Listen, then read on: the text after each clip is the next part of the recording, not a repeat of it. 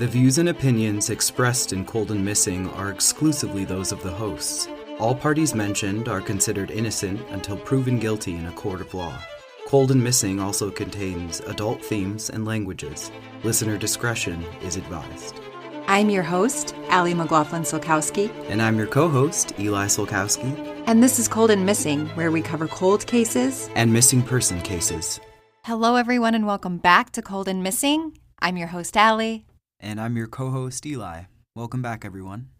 Thank you so much for hanging with us. Last week, it was the 4th of July here in the US of A, and every time we sat down to record, fireworks would start going off in our neighborhood. But we're back this week, and we are, I still can't believe it, being in the 90s, numbers-wise for episodes, but we are on episode 94. Yep, episode 94, and this is a missing person case.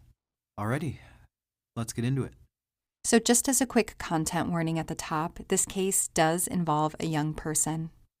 Today, we are talking about the missing person case of Shy'Rezz Pate, and this takes place in Unadilla, Georgia, in September of 1998. But first, a little bit about Shy'Rezz. Shy'Rezz, or ShyShy as she was known to her family and friends, so you'll hear me call her both throughout the podcast. She's only 8 years old in 1998. She had just started 3rd grade at Unadilla Elementary School. ShyShy is a tough little girl. She has severe asthma at this time that required her to have at-home breathing treatments. She had an underdeveloped kidney and a weak bladder. At this time in 1998, she had to wear pull-up diapers due to the weak bladder. Otherwise, she would have had to use the bathroom every 10 to 15 minutes. ShyShy also wore a brace on her leg due to a displaced kneecap. Her little body was working hard, which often left her feeling tired. Despite all of this, she is a joyful, happy, and outgoing child. She loves skating and fashion. Her family was involved in their local church, and ShyShy sang in the choir. The family live in a close community. The neighborhood is often buzzing with people, folks sitting outside playing card games, kids running around playing. The family lived across the street from the Roxy Club, a nightclub where people often spent time out on the porch drinking and playing games. The Roxy Club tended to bring a rougher crowd. Down the line, the Roxy Club will be shut down when the owners are shot and killed in a robbery. In 1998, Shy'Rezz is 4 foot 4 inches, 59 pounds, and wore her hair in long braids with curls in the front. She had about 12 golden beads in her hair at this time. She also has a surgical scar along her waist. And now, a timeline of events. During the last week of August in 1998, ShyShy suffers a severe asthma attack that actually ends up putting her in the hospital. However, by Friday, September 4th, she is back to her usual playful self. From my research, it seems that ShyShy spent the late afternoon and early evening hours playing outside. She is wearing a neon green Braves jersey where the word Braves is written in red letters, black or blue jeans, and white K-Swiss tennis shoes. That evening, there was a plan to attend the high school football game in a neighboring town. Her older 17-year-old sister was on the drill team and needed to be there. ShyShy's older sister also needed to put gas in the car before heading out. She decided to go fill up her car with gas and then swing back by and grab her little sister. When she gets in her car, Shy'Rezz is sitting on the family's front porch. The sisters wave at each other. Years later, her sister will recall, quote, "I was just going to get the gas and come back and get her. I wish I would have stopped," end quote. When her sister returns a few minutes later, Shy'Rezz is gone. The last time that ShyShy is seen varies from report to report. It seems like she was last seen around 7:30, although a few newspapers say that a neighbor saw her around 8:20 p.m. So sometime between 7:30 and 8:20 seems to be the time where ShyShy is last seen. By all accounts, though, ShyShy was last seen very close to her home, just a few yards away. When Shy'Rez's older sister comes back and sees that ShyShy is gone, panic doesn't set in right away. This was a small town, and it would have been normal for ShyShy to decide to ride with a friend's family over to the game. However, as the sister arrives at the game and no one has seen ShyShy, panic starts to set in. Her sister years later will say, quote, "I got home from the game, and when I didn't see ShyShy, I asked my mom where she was, and she said she wasn't home," end quote. The family begins searching for ShyShy, still assuming that she had just skipped the game and was with a friend. But as more and more people haven't seen her in hours, the panic starts to reach a threshold. Her sister says, quote, "Around 10 o'clock, we still hadn't found her. Nobody had heard from her," end quote.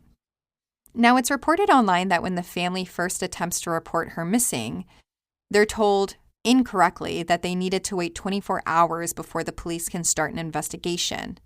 However, within hours, the family pushes and gets the report made.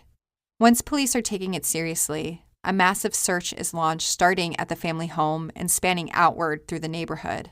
But police are already hours behind ShyShy and her abductor. Police first zero in on the Roxy Club during their canvass.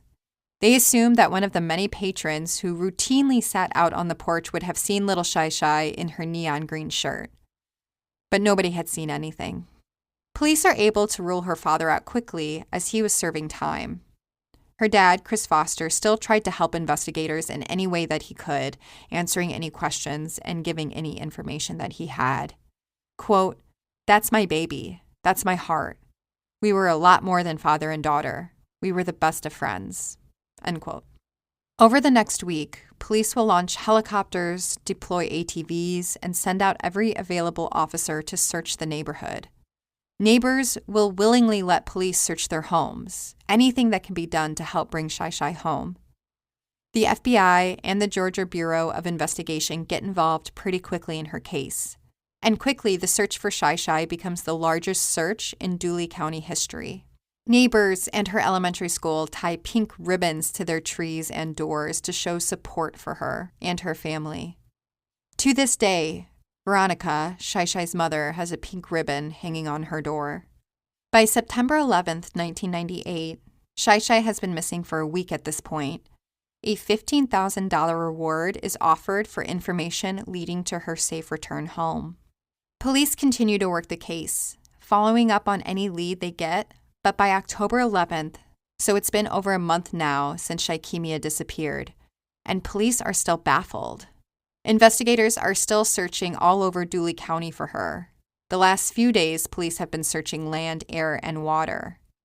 Dooley County Sheriff Van Peavy says, quote, "We've been down every field road, down every dirt road. We've walked back into the woods off each road as far as we thought anyone could carry her. We've never seen anything like this," end quote. Investigators' next move is to bring in cadaver dogs to see if they're able to find any sign of the little girl.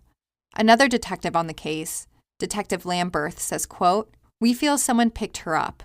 We think somebody might have seen something. Nobody's spoken up at this time. I really believe that girl is out there alive somewhere. This is something you just can't drop," end quote. Later that month, on October 29th, what should have been a day filled with celebration for ShyShy's 9th birthday is another painful reminder that time is moving and each day is another day without their precious daughter and sister. After those first few weeks of investigation, leads begin to dry up in the case, and investigators are pulled off until only a few remain. In September of 1999, so it's been 1 year since ShyShy's abduction, her mother Veronica says, quote, "I don't know what I'm going to do. I just feel like she's out there trying to call me, trying to make her way back," end quote. Most days, Veronica doesn't want to leave the house for fear that ShyShy will turn up and she won't be there to greet her. She says, quote, "I don't want her to have to look for me. I want to be home when she comes back," end quote. Investigators also seem to be frustrated by what little progress has been made on the case. Detective Lamberth says, quote, "We haven't been able to get a hand on it from the beginning. It's been frustrating for everybody, mentally and even physically," end quote. The GBI are still involved in the case, and one of their agents said, quote, "I have worked 30 years in the protection of children, going on 16 years with the GBI. And this is one of the most frustrating cases I've worked. You lie awake at night and wonder, what else can I do? What have I missed? End quote. Police and her family are holding on to the belief that she is still alive. Sheriff Peavy says, quote, "Nobody has come up with any information that she's dead or alive. And by now, usually for a criminal act, something would have probably surfaced. That's why it makes me feel like she's still alive. You might just call it a gut feeling." End quote. The family and investigators also believe that someone in the neighborhood saw more than what they've told police. Someone has information about that night. Veronica also believes that it was someone who ShyShy knew that abducted her. Quote, "I feel somebody saw and somebody knows what happened to my daughter. And I feel whoever got her knows her, because I don't think no stranger got my baby. She knew what to do when strangers came around. She learned from that McGruff the crime dog in school. She isn't going to ride with no stranger." End quote. Police also mentioned that they do have a suspect in the case that lives in the area.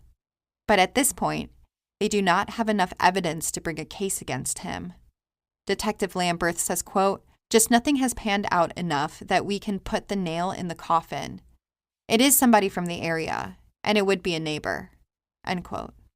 In September of 2001, so it's been 3 years since Shy'Rezz vanished, police arrest a man in the neighborhood on multiple rape charges. Investigators decide to excavate an abandoned well on his property in relation to Shy'Rezz case. Police dig for hours but didn't find anything except trash, pine needles, and mud. Police say that they don't have any direct link between this man and Shy'Rezz abduction, but investigators want to be thorough. In 2007, so it's been 9 years since Shy'Rezz was abducted, and her mother starts each day with a prayer of gratitude. Quote, "I thank the Lord every morning that we haven't got a phone call telling us that she's been found dead. I feel in my heart that she's still alive." End quote. Investigators reveal that they have gotten very few tips over the years in Shy'Rezz case. An anonymous caller in Las Vegas called to tell police that a man had moved into a nearby apartment with a girl that looked like ShyShy. Police look into this and it fizzles out. A few years later, a farmer called police saying that he found a suspicious mound at the edge of one of his fields and he thought it could be a grave, that it could be ShyShy. When police started to dig, all they found was hard, red clay. That was the last tip that police had gotten at this point. In 2023, so it's been 25 years since ShyShy's abduction, and the National Center for Missing and Exploited Children release a new age-progressed photo of Shy'Rezz and what she would have looked like in her mid-30s. In 2024, Veronica sits down with local and national news outlets to talk about ShyShy and try to bring more awareness to her daughter's case. She still believes firmly that ShyShy is still alive. She says, quote, "Even if she's fine and she don't want to come back here, I just want that stamp saying she's located, and I never gave up looking for her. And no matter how long it takes, I'm not going to stop searching for my daughter." End quote. Detective Lamberth is still working any tip that comes into this case. He's worked it since the beginning. He says, quote, "I kindly feel it may be one person who was involved in this." End quote. One thing investigators feel sure of is that if Shy'Rezz is still alive, she would have needed to seek medical attention at some point and would have likely needed to seek it well into adulthood due to her medical conditions. But that is all we know about the disappearance of Shy'Rezz Pate. So if you know anything about the abduction of Shy'Rezz Pate or ShyShy's whereabouts today, please call the Dooley County Sheriff at 229-645-0920. So that is the case of Shy'Rezz Pate. Something about her nickname being ShyShy and knowing that she wasn't, I don't know, I thought that was just very sweet. When you described, her community, I immediately could, hear her nickname being echoed in that space. My heart is really broken for her family, and in particular her mother. She loves her so fiercely, and to know that right now she could be our age, it's just, I would want people to be looking for me if I was still out there. So I'm very happy to know that she has loved ones, especially her mother, just dedicated to never stopping looking for her. Yeah, her family have been fierce advocates for her and for keeping her name out there and her case active. Her sister was giving interviews just a few years ago about what happened that night, and that's actually where I was able to piece together a lot of information. There were some details really missing in the initial reports about what really happened when Shykemia went missing, like what exactly was the breakdown of events. But that interview that her sister gave was able to like paint a clear picture of those kind of last moments of, you know, her going to get the gas and then coming back and Shykemia being gone and her thinking, well, she'll probably be at the game, and then she's not, and the mom thinks she's at the game. Like, it's so heartbreaking that the miscommunication created that delay in getting reported. But her family, from the moment they realized what was happening, have been looking for her. Yeah, to kind of get into it here, the timeline-wise, that was something that I immediately wrote down, not just to advocate for her sister and put my mindset in what hers must be like and the guilt she must feel, and to just, you know, if she does happen to listen, to remind her that it is not her fault.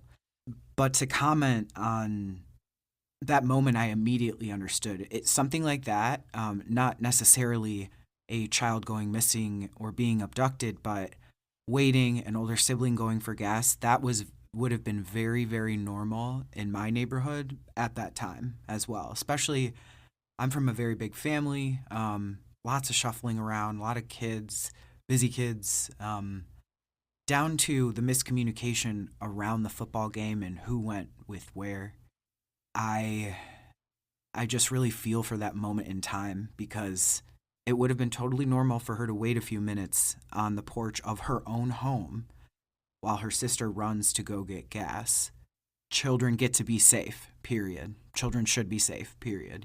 Yeah, I think it's one of those things that it's hard to imagine in this day and age of like cell phones and kids with cell phones or Apple Watches or, you know, parents with cell phones, all of that. Like, it's hard to imagine the freedom. But I kind of remember the summer of 1998 and it being like one of the freest summers of my life. Like, I would write a note to my mom saying like I was going for a bike ride in the morning, and then I would just be gone until lunch, you know, like there were rules about where I should go and shouldn't go in the neighborhood, but you know, my parents couldn't pinpoint me exactly. They'd have to kind of come look for me if they needed me. So it's so normal for that time. And it's just good to remind people, because it does seem so strange, even just 20-ish years later, to think about being that way. But that's really how it was. To circle back to Shykemia, yes, her body was in so many ways facing multiple uphill climbs. Those battles are also markers of how strong she was. And even, you know, after she was hospitalized with her asthma attack and bounced back, I just want to admire her strength in that like little body that was like doing everything it could to thrive. And it seemed like she was part of a community and a family that was also encouraging her to thrive, even in the midst of facing these battles that they're so heartbreaking to hear about, but like that she didn't let them stop her. Yeah, her health issues that she had as a child that, you know, doctors and investigators believe would have continued on into adulthood. It actually brings up a question for me that I couldn't quite find an answer to, but investigators feel strongly that ShyShy would have needed to see doctors, you know, well into adulthood.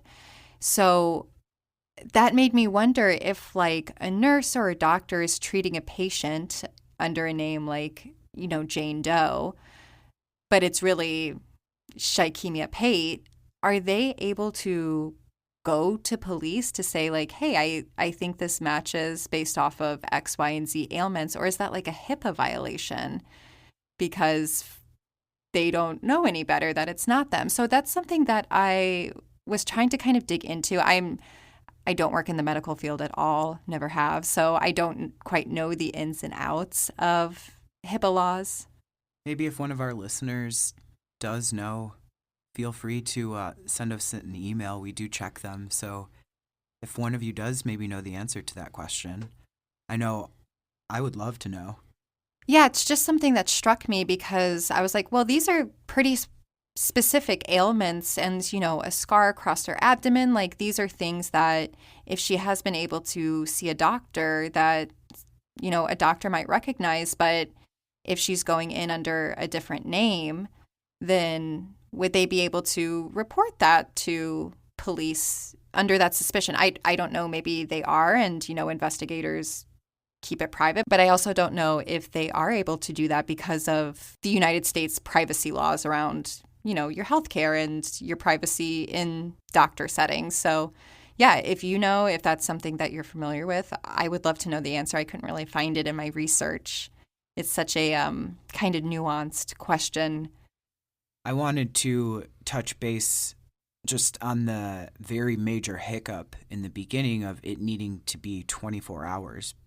My body energy just became frantic when you said it because I knew that wasn't supposed to be true. Yeah, so there is no waiting period at all. So if you ever, heaven forbid, need to report a child as missing, if someone pushes back and says you need to wait, you push right back and say, no, I do not, because there's no waiting period for children. And there is no waiting period for reporting adults either, but how serious the police will take that right away can vary from department to department, as we've seen in so many of these cases. But the family definitely pushed back pretty quickly and got her reported before the 24 hours. But it is really frustrating that was happening. Yeah, the fact that they had to push back in the middle of looking for their loved one, their child. What I wrote down was bananas because I knew, there was something going off in me that knew the law. Again, I feel like it's just such a testament to who the family is that they pushed back immediately and were firm in their no and said, look for her. And they did. It's sad and unfair and wrong that they had to, but their love is so unconditional and forever committed to Shy'Rezz that they got it done. This is something else, just commenting on, again, just the mother-daughter relationship there. She knew her daughter. She knew her so well to the point where, she talked about what she learned in school about stranger danger. She knew her own daughter and knew that she wouldn't get into a car of someone that she didn't know, which also brings me to the question of, well, if it was someone that she did know, who the hell was it or is it? And it's also terrifying to think that person is still out there or that people know and aren't coming forward with any information. Yeah, the investigation does seem to have somebody in mind, or a suspect at least. That's kind of been mentioned again and again over the years. Now, I don't know if the suspect that police had in mind for years is the same person who was later convicted of rape and they dug the well up in the yard. I'm not sure if that is the same person. It didn't seem like it, based off of some of the comments that investigators made, that they just wanted to be very thorough because of where he lived, to ShyShy. But I do wonder who that suspect is in the neighborhood. And yeah, I really agree with ShyShy's family that it feels like somebody must have seen something that night because it was, a beautiful Friday evening. People were out. She was wearing a neon green jersey. Like there were so many things that would make you think she would be seen, So I hope that somebody does come forward with what they know. I hope for the future of this case, just like with all the cases we cover, that the families get answers. I would love to see ShyShy come home and be reunited with her family. Her mom is still living in the same place just because she wants to be there when ShyShy comes home. And I really hope they get that reunion and the answers that they're looking for. Again, if you know anything about the abduction of Shy'Rezz Pate or ShyShy's whereabouts today, please call the Dooley County Sheriff at 229-645-0920. We'll have pictures of ShyShy on our Instagram at Cold and Missing, and we'll also have the recently created age progress photo that was just from 2023, I believe. So definitely check it out there. Please share it. Share the podcast. Let's get ShyShy's name out there and her picture out there. So if somebody recognizes her, we can get those answers.